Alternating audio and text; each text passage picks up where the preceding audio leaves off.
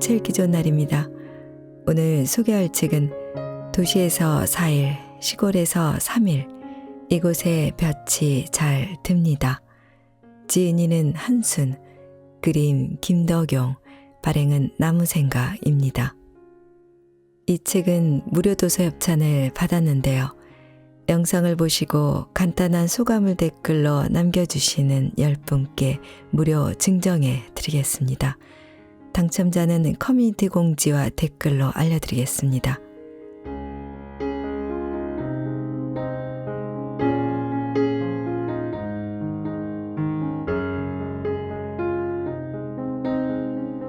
이 책의 저자 한수님은 도서출판 나무생각의 대표이기도 한데요. 출판사를 운영하고 두 아이를 키우며 누구보다 치열하게 살면서 도시에서 4일을 살고 시골에서 3일을 살겠다는 반절짜리 기촌을 선택했다고 합니다. 번아웃에 빠진 저자가 살기 위해 기촌을 선택한 것입니다. 작가의 유년 시절을 꽉 채웠던 자연의 여유로움과 넉넉함이 그를 다시 회복시켜 주리라 믿었기 때문입니다. 이 책에서 저자의 묵상은 봄, 여름, 가을, 겨울 끝없이 이어집니다. 누군가 하지 않아야 할 일과 해야 할 일에 대해 얽매여 있던 일상의 문제들과 마음의 갈등에 대해 한 끼 밥에 대해 냉탕과 온탕을 오가며 신체를 단련하듯 작가는 도시와 시골을 매주 성실히 오가며 여자 사람 한순을 만나기 위해 고군분투 중입니다.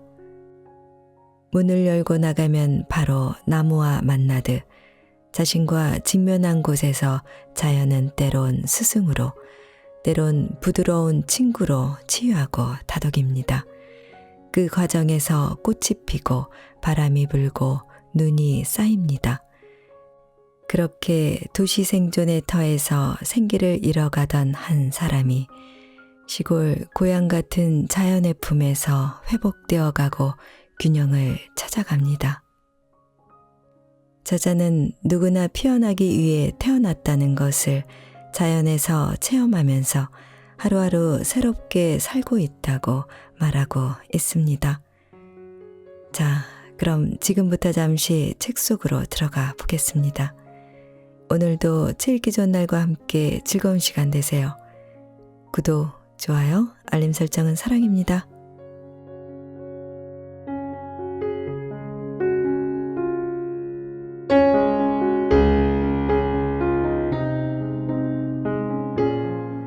진달래 꽃도장. 해마다 봄이면 입맛을 쌓아 잃어버린다. 대신 더욱 예민해진 감각으로 산이며 들판을 훑게 된다. 침묵하던 나뭇가지들이 열에 들뜬 붉은 빛을 내보낼 즈음 산수유가 노란 봄의 환영을 내비친다. 이때 회갈색 나무숲에도 분홍점이 하나둘 찍히기 시작한다. 진달래, 과거 같고 먼 미래 같은 꽃이다. 과거처럼 사연을 품은 채 고요하고 먼 미래 어느 세상에 가는 날 피어있을 것 같은 꽃이다.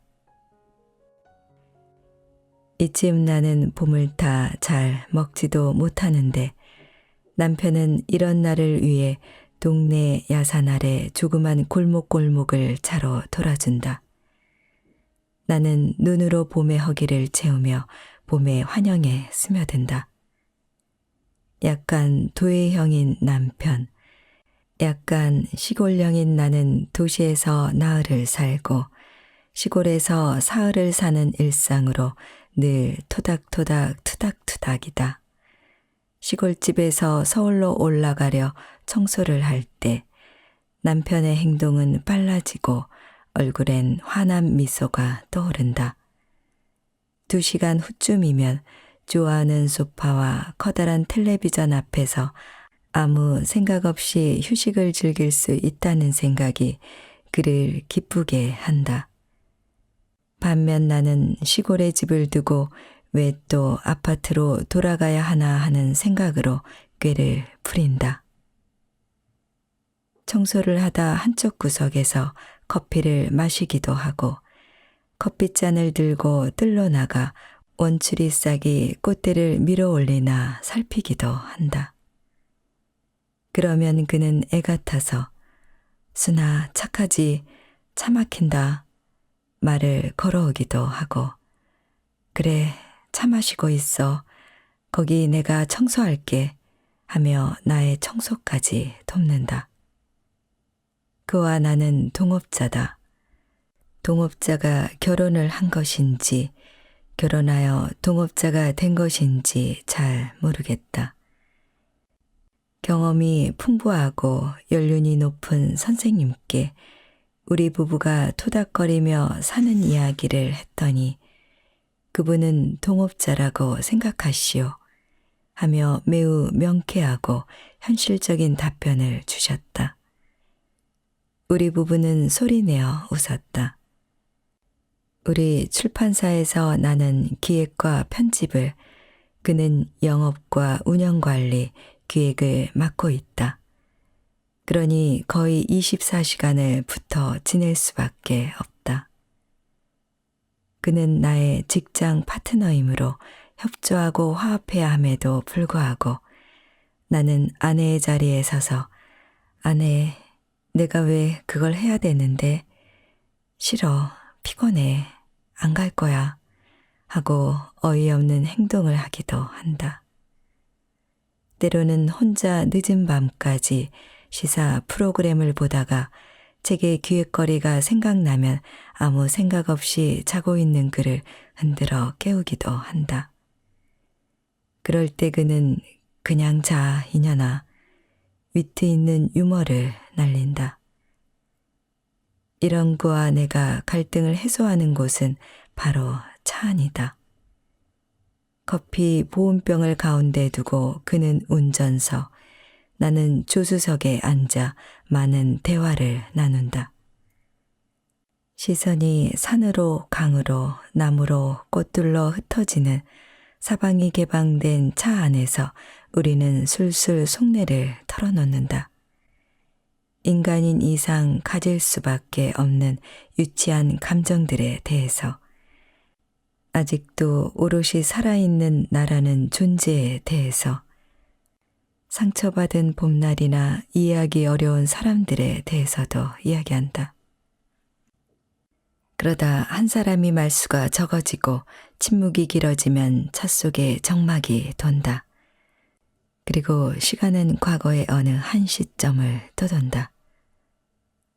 1984년 광화문, 조금 늦은 퇴근 시간에 한 여성이 정부 종합청소 건물을 나와 후문을 향해 발걸음을 옮긴다. 직사각형을 층층이 쌓아 올린 갑갑한 사무실에서 벗어난 그녀의 발걸음에 해방감이 묻어 있다. 그리고 청사박 후문 쪽에 낡은 세무저퍼를 입은 한 남자가 높은 건물을 올려다보고 있다. 그의 손에는 카세트 테이프와 책이 한 권 들려 있다. 두 사람은 청사 후문 밖에서 만나 가벼운 미소를 나누고 같이 발걸음을 옮긴다. 정동 MBC 옆 나들이라는 카페에 앉아 클래식 음악을 녹음해온 테이프를 받고 그 음악에 대한 이야기를 나눈다. 두 사람의 시간은 광속으로 흐르고 이제 흐린 불빛의 안개처럼 떠있는 음악을 뒤로하고 막차가 끊길까봐 집으로 발걸음을 재촉한다. 그가 준 책 속에는 항상 엽서 한 장이 들어있다. 화가 김한계의 그림이 인쇄되어 있는 엽서 뒷면에는 시인 변형로의 봄비가 그의 글씨로 쓰여 있다. 봄비, 변형로. 나직하고 그윽하게 부르는 소리 있어 나아가보니, 나아가보니 졸음 잔뜩 실은 듯한 젖비 구름만이 무척이나 가쁜 듯이 한없이 게으르게 푸른 하늘 위를 거닌다. 잃은 것 없이 서운한 나의 마음. 나직하고 그윽하게 부르는 소리 있어 나아가 보니 나아가 보니 아련풋이 나는 지난날의 회상같이 떨리는 배지 않는 꽃의 익힘만이 그의 향기로운 자랑 앞에 찾으러 지노라. 찔림없이 아픈 나의 가슴. 나직하고 그윽하게 부르는 소리 있어 나아가 보니 나아가 보니 이제는 젖빛 구름도 꽃의 입김도 자취 없고 다만 비둘기 발목만 붉히는 은실 같은 봄비만이 소리도 없이 근심같이 날이 느나. 안 올 사람 기다리는 나의 마음. 청혼을 한 그가 미적거리고 있는 나에게 매일 저녁 찾아와 녹음한 음악 테이프와 시가 적힌 그림 엽서를 선물하던 시절이다. 부부가 되게 해준 그 시절의 애절한 마음은 이제 우리들 삶 이야기 뒤에 살짝 묻은 웃음으로 남아있다. 진달래는 살짝 묻은 웃음 같은 꽃이다. 결혼을 하고 어느 시점마다 과거의 그는 부분 사라져갔다. 그 모습은 물감이 바래가는 모습 같기도 하고 한지로 바른 얇은 문이 한 겹씩 닫히는 것 같기도 했다. 그와 나는 책과 음악으로 만나 이제는 세월이 흘러 전생의 남매 같은 사이로 변해가고 있다. 마음이 편할 때는 당신 덕이야 하다가도 속이 꼬이면 내 청춘 물어내 하는 표정을 짓는다. 누가 먼저랄 것도 없다. 도시와 시골을 오가면서 나는 그를 점점 더 알게 되는 것 같기도 하고 점점 더 모르게 되는 것 같기도 하다. 엇박자를 잘 놓던 그와 내가 일치할 때가 있다. 회갈색 나무를 배경으로 점점이 진달래 분홍점이 찍힌 풍경을 볼 때다. 내가 그 꽃을 보며 지옥 같아 해도 맞아. 천국 같아 해도 맞아. 야, 고혹적이다 해도 맞아. 허무하다 해도 맞아. 그는 진달래에 대한 나의 감상에 언제나 맞아로 대답한다. 길 위에서. 그와 나는 이 봄날 무엇이 맞는다는 것일까? 아련하고 애틋했던 지난 세월도 이제는 꽃 그림자처럼 흘렀다는 허무와 허접한 껍질을 한 겹씩 벗어내고 말갛게 모습을 드러내며 다가올 그 무엇에 대한 그리움 사이에 진달래를 넣고 맞아 하고 있다. 진달래는 시간을 늘여놓는 꽃이다. 과거로부터 먼 미래 영계까지 이어진 꽃. 긴 시간이 지금도 사라지고 있음을 색으로 보여주는 꽃.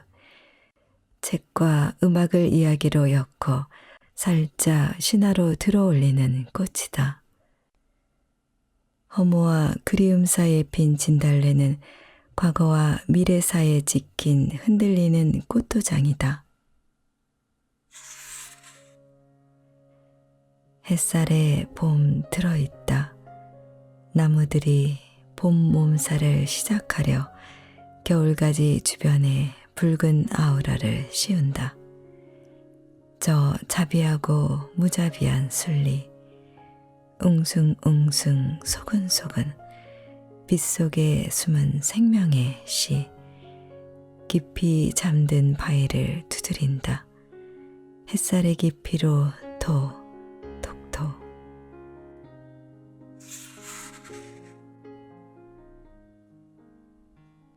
같이 갑시다. 이사를 하려고 짐을 정리하다 보니 아이들 어릴 적 사진이 불쑥불쑥 튀어나온다. 그때마다 바삐 움직이던 손을 멈추고 사진 속 풍경을 바라보다 스르르 세월을 거슬러 그 시절로 돌아가 보곤 한다. 지금은 20대 후반인 큰아이, 초등학교 입학할 무렵에는 키가 너무 작아 신발 주머니가 바닥에 끌릴 듯했다. 그런 아이의 학교 생활을 조마조마하게 지켜보고 있는데 저 소풍이 다가왔다. 공교롭게도 그쯤 집안의 여러 일이 겹쳐 회사에서 자리를 자주 비운 까닭에 아이 소풍 때문에 또 회사를 비워야겠다는 말을 차마 꺼내지 못하고 있었다. 아이의 김밥 도시락만 챙겨 아이를 데리고 학교 앞까지 갔다. 담임 선생님을 찾아뵙고 소풍에 따라가지 못하니 아이를 잘 부탁한다는 말씀을 드리려는 것이었다. 학교 운동장에는 첫 소풍에 들뜬 아이들과 아이들만큼이나 들뜬 초보 학부모들이 모여 있었다. 카메라에 캠코더까지 가져온 부모들도 있었다. 나는 아이의 모자를 어루만져 씌워주면서 미안한 마음을 애써 감췄다. 담임 선생님은 연세가 있으시고 연륜이 높아 보이는 여 선생님이셨다. 나는 선생님께 아이의 소풍에 따라가지 못하는 이유를 말씀드렸다. 그리고 어서 첫 소풍에 들떠있는 그곳의 분위기를 벗어나려 했다. 그런데 선생님은 나를 지그시 바라보시며 같이 갑시다 한마디를 하셨다. 나는 무슨 말씀이냐는 듯이 제가 회사에 들어가 보아야 합니다. 회사에 미안해서 더 자리를 비우지는 못하겠습니다. 했다. 그런데도 선생님은 그냥 오늘 하루 같이 갑시다 하며 주장을 굽히지 않으셨다. 그러다 슬며시 내 손을 잡아 자기 쪽으로 끌어다 놓는 것이었다. 내가 또 저는 도시락도 안 싸왔어요. 아이 거만 싸왔습니다. 하고 빠지려 하면 그냥 내 옆에 있으면 됩니다. 내 옆에 있으면 엄마들이 도시락을 가져와요. 응수하시는 것이었다. 그때쯤 내 마음은 나도 아이의 소풍을 따라갈 수 있을까 하는 정도로 바뀌었고 다시 학교 운동장에 달뜬 분위기를 이것저것 기웃거리고 있었다. 차가 도착을 하고 모두들 차에 타자 선생님은 자 탑시다 하며 다시 나를 이끄셨다. 나는 얼떨결에 회사 출근복을 입고 아이 소풍차에 올라탔다. 선생님은 옆자리를 가리키며 앉으라고 하셨다. 소풍에 어울리지 않는 옷을 입고 할 수 없이 선생님 옆자리에 앉아 소풍을 가야 했다. 차가 안정된 궤도에 들어서자 선생님은 가방 속에서 약을 하나를 꺼내 드셨다. 무슨 약이에요? 묻자 혈압약입니다. 하는 대답이 돌아왔다. 말씀대로 선생님 옆에 앉아 있으니 엄마들이 너도 나도 김밥을 가져왔다. 서로 예쁘게 말려고 경쟁이라도 한 듯 다양한 김밥이 내 앞에 놓였다. 나는 김밥을 먹다가 아들아이 친구 엄마에게 나 이렇게 소풍을 와도 되는 거예요? 하고 물었다. 그녀는 어머 나 같으면 이렇게 소풍 못 와요. 허 하며 나를 이상한 사람 대하듯 대답했다. 하긴 나도 내가 이상해서 물어본 것이긴 했다. 소풍을 마치고 돌아오는 차 안에서 선생님은 피곤하신지 조금 졸았다. 그리고 학교 운동장에 내리자 아침에 그렇게 집요하게 나를 잡아 끌던 선생님은 무덤덤한 듯 또 무심하게 인사를 나누고 사라지셨다. 지금 나의 기억에는 그 선생님의 성함도 전화번호도 없다. 이렇게 아주 짧은 영상만이 남아 있을 뿐이다. 그날 찍은 사진 속 아이의 표정은 더없이 맑고 행복했다. 아이의 소풍을 위해 미리 사놓았던 모자도 한껏 빛이 났고 나는 아이 주변에서 미안한 듯 웃으며 서 있었다. 그때는 몰랐었다. 이 한 장의 사진이 그때가 아니면 영영 가질 수 없는 추억이었다는 것을. 아이는 정말 빨리 자랐고 나는 정신없이 뛰어다녔으며 그때가 아니면 누릴 수 없는 많은 장면들을 그대로 스쳐 지나왔다.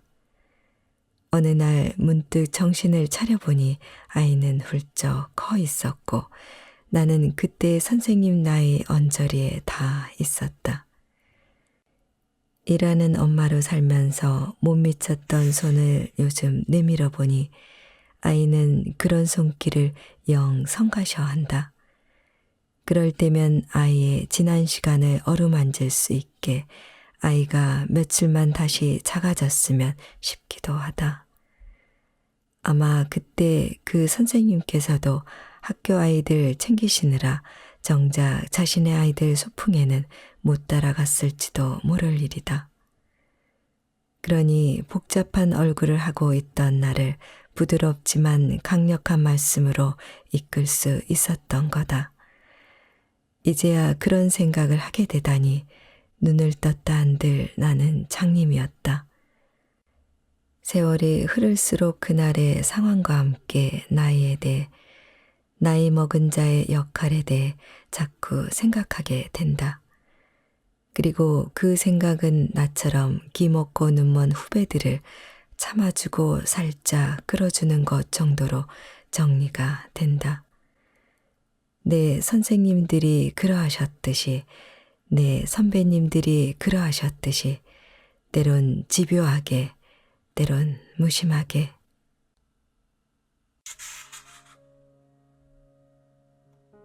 여름, 연꽃 pit이었다. 저 뿌리께 복잡한 사정을 모르는 바 아니나 꽃 피는 소리 고요하다. 꽃 보는 마음도 고요하면 좋으련만 피고 지는 일, 뿌리 내리고 걸러내는 일, 외롭고 고단했을 일 생각하다 한순간 연꽃과 얼굴이 마주쳤다. 연꽃이 시침대고 말갛게 웃는다. 나도 모르는 척 같이 웃었다. 스스로 그러한 것들. 수령이 10년 가까이 된 굴참나무의 이파리는 몇 개나 될까? 가지를 늘어뜨리며 봄을 그렇게 빛내주던 벚꽃은 나무 한 그루에 몇 송이쯤 달려 있을까? 좋기 몇 천, 몇만 개의 이파리와 꽃이 피어 있을 것이다. 그 많은 이파리와 꽃송이에게 골고루 수분과 영양을 공급하고 있는 나무를 보고 있노라면 서 있는 성자라는 표현이 절로 떠오른다. 지금은 수많은 나뭇잎이 큰 창을 연두빛으로 물들이고 있지만 시골집에서 처음 맞는 겨울은 무자비했다. 자연, 즉 스스로 그러하다 속에 이런 무자비함이 숨어 있다니. 겨울이 시작될 무렵 우리는 시골집의 널찍널찍한 창 모양대로 뽁뽁이를 재단하고 조볼 도배하듯 물 스프레이를 뿌려 붙이며 방한장치를 했다. 맑게 밖을 비추던 창이 뿌연빛을 띠자 마음도 뿌옇게 가라앉는 듯했다. 장작을 패서 벽 한쪽에 쌓아놓고 평상시보다 좀 더 일찍 시골집에 내려가 보일러를 돌렸다. 그럼에도 시골에서 자는 첫날은 뼛속을 파고드는 한밤의 추위를 면할 길이 없었다. 그래서 다시 극세사 이불을 사고 온풍기도 사들이면서 독감 주사를 맞아야 하나 고민했다. 어느 건축가는 입학하는 학생들에게 너희는 여름에는 무척 덥고 겨울에는 매섭게 추운 사계절이 뚜렷한 혹독한 건축 환경에서 앞으로 건축을 하게 될 것이다 라고 서두를 뗀다고 한다. 초겨울의 무모한 추위가 몇 차례 지나가자 남편은 어느 정도 시골 환경에 적응되어 가기 시작한 모양이었다. 그러자 남편은 수시로 보일러의 온도를 내리고 나는 보일러 온도 올렸어요? 를 연신 확인했다. 아니 이렇게 떨고 있을 거면 뭐하러 시골에 오냐고. 다시 서울 아파트로 올라가고 싶네. 소리내어 말하지는 못했지만 농담처럼 당신 의분 남편 같아요 하며 보일러 온도를 내리는 남편을 원망하기도 했다. 시골에서 처음 맞는 겨울이니 남편도 나름 긴장한 듯했다. 장작을 패서 옮기는 비용도 들고 프로판가스는 하루 저녁을 돌리고 나면 바로 한 통을 갈아줘야 했다. 연료비가 서울집, 시골집에서 이중으로 들어가고 있으니 남편이 보일러 온도에 예민해진 것도 어느 정도 이해는 갔다. 굴참나무 숲속에 있던 시골집에서는 겨우내 굴참나무 낙엽과 함께했다. 난로를 피우다가 장작에 불 붙는 것이 시원치 않을 때 굴참나무 잎을 넣어주면 주황색 불이 얼굴을 화끈하게 만들 정도로 순간 살아올랐다. 그렇게 많은 낙엽을 뗐음에도 불구하고 우리 집 근처에는 굴참나무 잎들이 수북이 쌓여 있었다. 봄이 올 즈음 햇살이 주황빛으로 사방을 녹이자 방 안에 답답한 공기도 환기할 겸 안방 창을 열었다. 안방 언덕 저쪽 굴참나무 숲에서 뭔가 바스락거리는 소리가 났다. 처음에는 새들이 앉았다 날아가는 소리인가 했다. 그런데 새라고 하기에는 그 소리가 너무 컸다. 궁금한 마음에 밖으로 나가 그쪽을 기웃거려 보았다. 그 소리는 아까보다 더 크게 들렸다.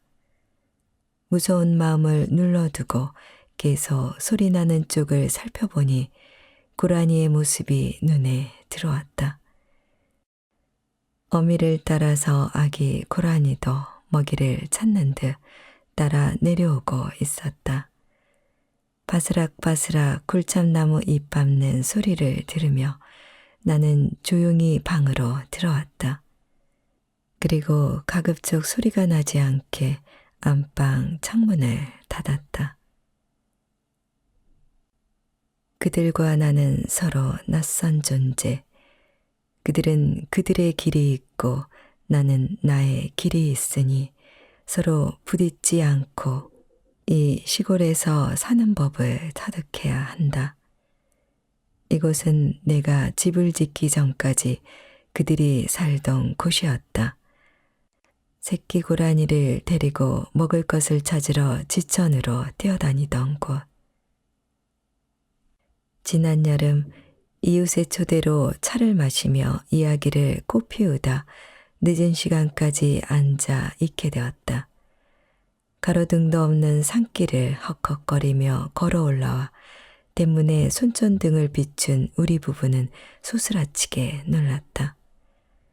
검은 빛을 띤 뱀 2마리가 대문 아래서 꿈틀거리고 있었던 것이다. 우리는 마음을 진정시키며 연문으로 피해 집 안으로 들어갔다. 그 여름 내내 혹시 뱀들이 집 안으로 들어올까봐 방충망 치는 일을 잊지 않았다. 아직은 서로 많이 낯선 존재들이 갑자기 맞닥뜨려 서로를 놀라게 하거나 해치지 않도록 피해주는 지혜가 필요했다. 시골 생활을 하면서 문득문득 만나게 되는 이 자연스러움에 몸이 움츠러들곤 한다. 그런 자연, 스스로 그러한 것들 앞에서 그저 나도 그러한 듯 견디며 지나가야 한다. 벽 틈을 파고드는 바늘기 황소바람 앞에서도, 새끼를 데리고 먹이를 찾는 고라니 앞에서도, 무슨 업인지 온몸을 땅에 대고 구불구불 기며 살아야 하는 뱀 앞에서도 아직은 그들과 우리 사이에 어떤 관계가 형성되어야 하는지에 대한 논리를 마련하지 못했다. 그러나 선조들의 이야기와 경험으로 미루어 모두 존재의 이유가 분명히 있기에 그들은 그곳에 있고 나는 이곳에 있다. 내가 잠든 시간에도 굴참나무 도토리는 종자를 떨어뜨리고 내가 번민에 쌓인 시간에도 바람은 나무를 흔들어 깨운다. 어느 날 서울의 큰 호두나무 아래 카페에서 필자분과 소소한 일상 이야기를 나누다 나는 도시나 시골이나 무자비하기는 마찬가지예요 하는 말을 쓱 내뱉고 말았다. 필자분은 내 얼굴을 한번 쳐다보더니 알겠다는 듯 고개를 끄덕였다. 내가 무슨 마음으로 이런 표현을 했는지 잘 모르겠다. 시골에서 버거운 생명들을 불쑥불쑥 맞이해야 하는 상황, 도시에서 턱턱 숨막히는 시멘트 벽을 밀고 들어가 먹이를 찾아야 하는 상황의 마음을 그렇게 표현했을 것이다.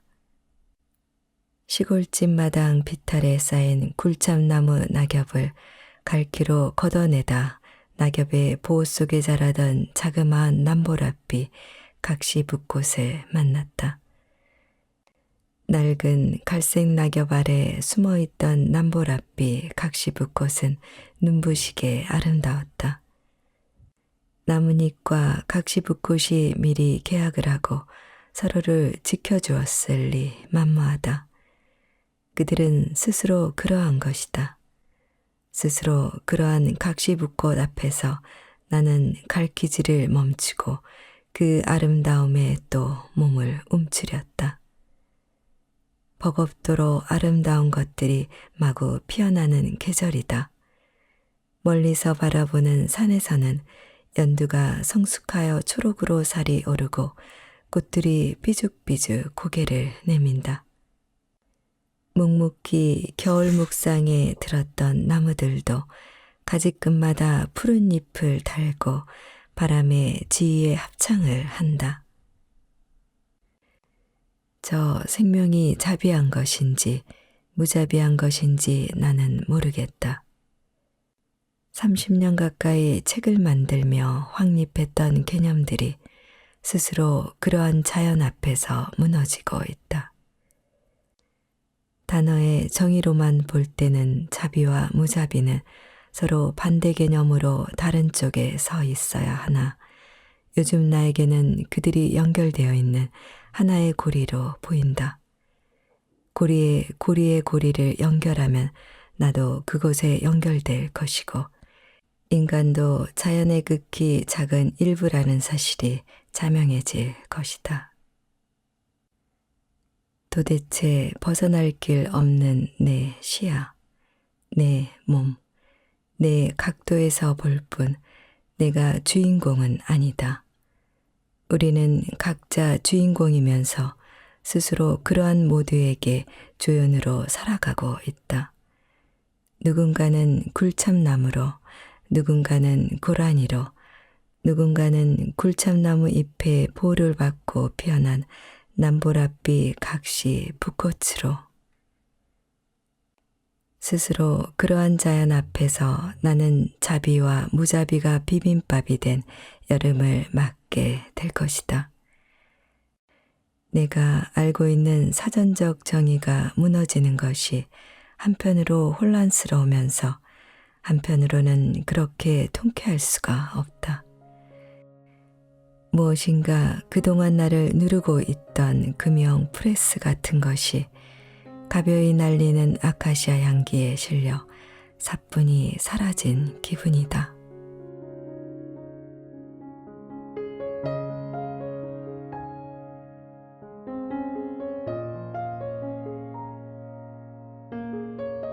책 읽기 좋은 날 오늘은 이곳의 볕이 잘 듭니다를 보내드렸습니다. 감사합니다.